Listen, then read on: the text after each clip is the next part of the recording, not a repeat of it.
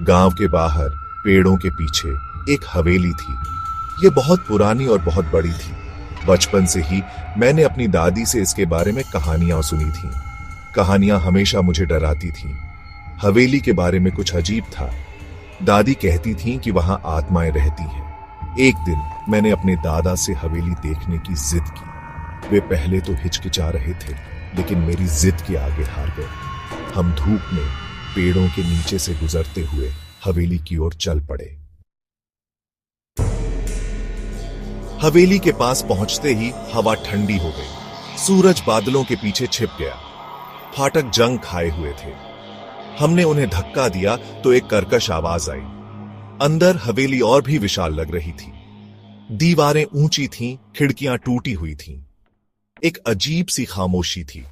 ऐसा लग रहा था जैसे सदियों से यहां कोई नहीं आया था। हवेली बहुत बड़ी थी। इसमें 125 कमरे थे। एक विशाल दरबार हॉल था जहां कभी संगीत गूंजता होगा। दीवारों पर सुंदर नक्काशी थी, लेकिन अब सब कुछ धूल और मकड़ियों के जालों से ढका हुआ था। हमारे कदम गूंज रहे थे जैसे हवेली हमें देख रही हो। तभी हमें एहसास हुआ कि हम अकेले नहीं हैं। एक बूढ़ा आदमी पेड़ के नीचे बैठा था। उसका चेहरा झुर्रियों से भरा था, लेकिन उसकी आंखें तेज थीं। वह हवेली का चौकीदार था। उसने हमें बताया कि हवेली का नाम राघवेंद्र निवास था। यह जमींदार राघवेंद्र सिंह की हवेली थी। राघवेंद्र सिंह बहुत अमीर और शक्तिशाली थे, लेकिन उनकी कहानी बहुत दुखद है, चौकीदार ने कहा। उसकी आवाज में दर्द था।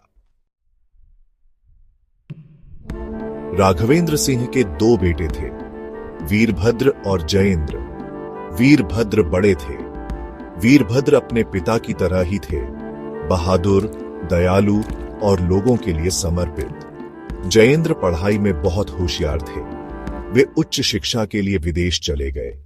एक दिन एक भयानक दुर्घटना हुई। वीरभद्र अपने परिवार के साथ गाड़ी से कहीं जा रहे थे। तभी उनकी गाड़ी खाई में गिर गई। किसी को नहीं पता कि क्या हुआ। कुछ लोगों ने कहा कि यह एक दुर्घटना थी। दूसरों ने कहा कि यह किसी की साजिश थी।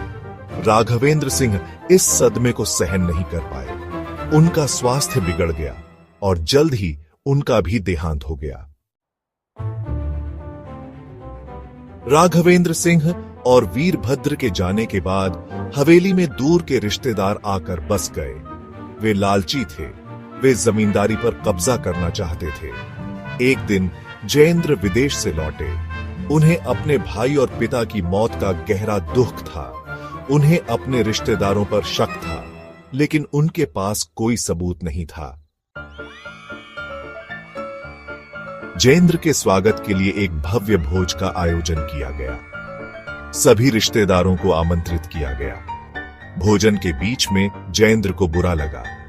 वे अपने कमरे में चले गए। उस रात चीखें गूंजी, खून बहा। सुबह तक हवेली में कोई जीवित नहीं बचा था, सिवाय जयेंद्र के। कुछ लोगों ने कहा कि जयेंद्र पागल हो गए थे। उन्होंने अपने परिवार का बदला लेने के लिए सबको मार डाला था। दूसरों ने कहा कि यह रिश्तेदारों की आपसी लड़ाई थी, लेकिन चौकीदार ने कहा कि यह हवेली शापित है। मरने वालों की आत्माएं यहां भटकती हैं। हम डर गए थे। हम जल्दी से हवेली से बाहर आ गए, लेकिन हवेली की कहानी हमारे साथ हमेशा के लिए जुड़ गई।